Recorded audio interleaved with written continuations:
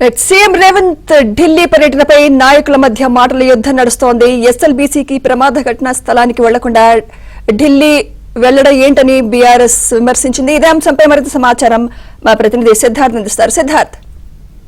Thank you Sumitra. నిన్న CM Revanth Reddy ఢిల్లీకి వెళ్లారు. ఢిల్లీలో అనేక విషయాలను ఆయన మాట్లాడారు. ముఖ్యంగా తెలంగాణకు సంబంధించినటువంటి విషయాలు, గత బీఆర్ఎస్ ప్రభుత్వంలో జరిగినటువంటి అవినీతి కానీ అక్రమాలు కానీ వీటన్నిటికీ సంబంధించినటువంటి విషయాలను మాట్లాడారు.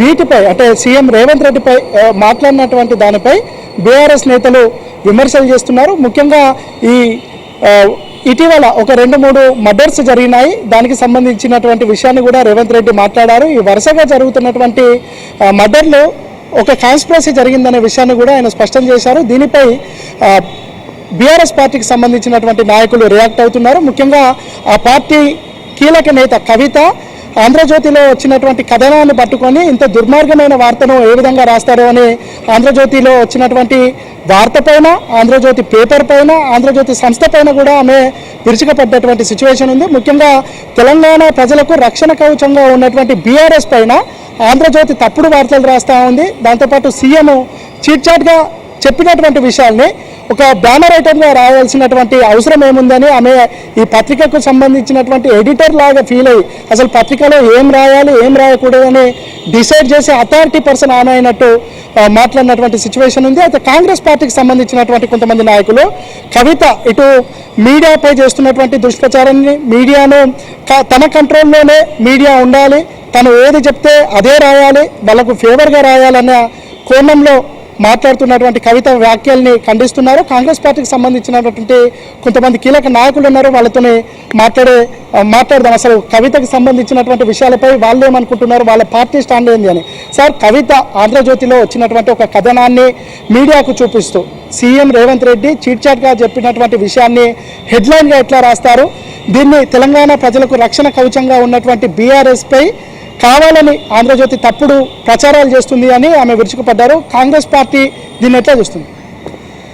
ఒకటి, ప్రజలు మీ 10 ఏళ్ల పాలన వద్దని బండకేసి కొట్టినా కూడా ఈ అహంకార ధోరణి బీఆర్ఎస్ నాయకుల నుంచి అయితే పోతలేదు. అది కవిత గారు అయితే, కేటీఆర్ అయితేనేమి, హరీష్ రావు అయితేనేమి, కేసీఆర్ అయితేనేమి. అధికారంలో ఉన్నప్పుడు కూడా ఆంధ్రజ్యోతి ఛానల్ మీద వారు కక్ష కట్టిండ్రు, బంద్ పెట్టిండ్రు, ఆ డిష్లో రాకుండా చేసిరు, పేపర్ చదవద్దని పిలుపునిచ్చారు. ఆ రకంగా కూడా ఆంధ్రజ్యోతిని అనగదొక్కే ప్రయత్నం చేసిండ్రు. పత్రికలకు స్వేచ్ఛ ఉంటుంది.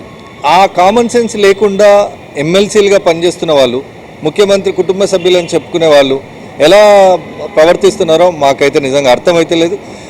ముఖ్యమంత్రి గారు చెప్పింది ఏంది, చాలా సెన్సేషనల్ విషయం. అది డెఫినెట్గా అన్ని పత్రికలు ఇవాళ బ్యాన్ ఐటమ్ పెట్టింది. ఒక ఆంధ్రజ్యోతే కాదు, మిగతా తెలుగు దినపత్రికలు దాదాపుగా అన్ని కూడా బ్యాన్ ఐటమ్ పెట్టినాయి.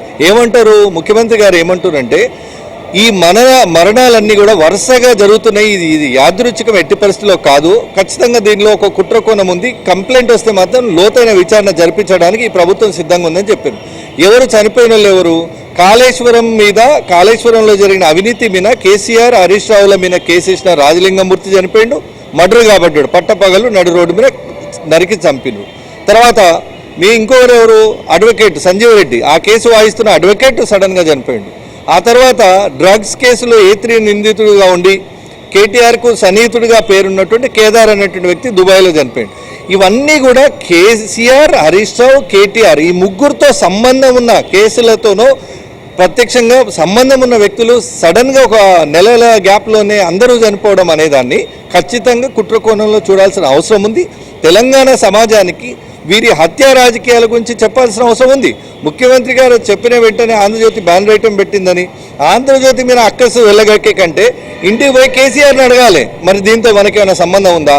ఆ మృతురాడు రాజలింగమూర్తి భార్య చాలా ఓపెన్గా స్టేట్మెంట్ ఇస్తుంది. అక్కడ ఉన్న స్థానిక గండ్ర వెంకటరమణరెడ్డి ప్రోద్బలంతోనే నా భర్త యొక్క హత్య జరిగిందనే మాట చాలా స్పష్టంగా చెప్తుంది. మరి దానికి సమాధానం ఒక మహిళ కదా.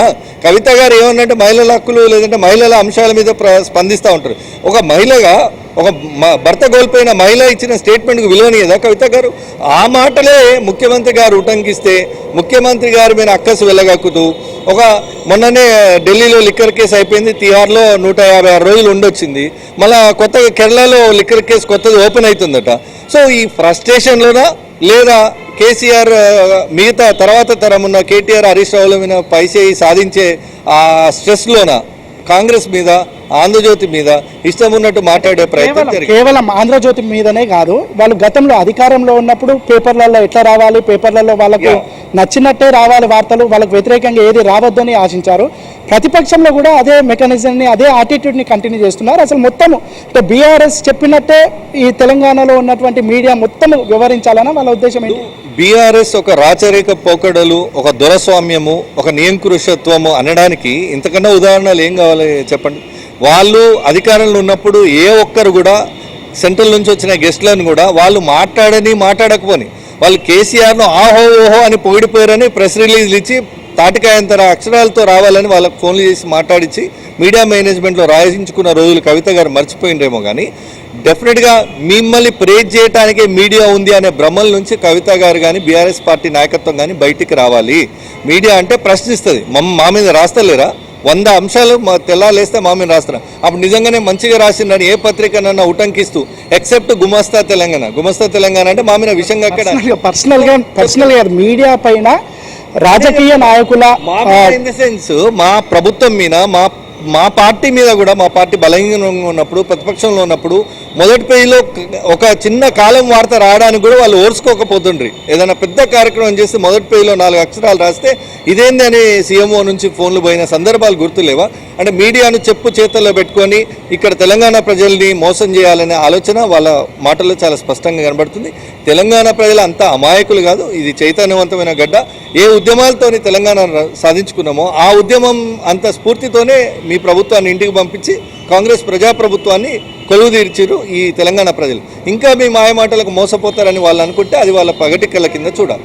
ఇది మొత్తానికైతే కవిత చేసినటువంటి వ్యాఖ్యలు కేవలం ఆంధ్రజ్యోతి పైనే కాదు, వాళ్లకు నచ్చినటువంటి పత్రికలు అంటే వాళ్లకు నచ్చినటువంటి వార్తలు మాత్రమే పత్రికలు లేదంటే టీవీలు ప్రసారం చేయాలి. వాళ్ళకు నచ్చినటువంటి లేదంటే వాళ్ళను డీఫేమ్ చేసేటువంటి వాళ్ళను ఇబ్బంది పెట్టేటువంటి వార్తలను రాస్తే సహించలేనటువంటి పరిస్థితి ఆ పార్టీకి సంబంధించినటువంటి నేతల్లో ఉంది. ఇది ఖచ్చితంగా ఖండించాల్సినటువంటి విషయమని కాంగ్రెస్ పార్టీకి సంబంధించినటువంటి నేతలు చెప్తా ఉన్నారు.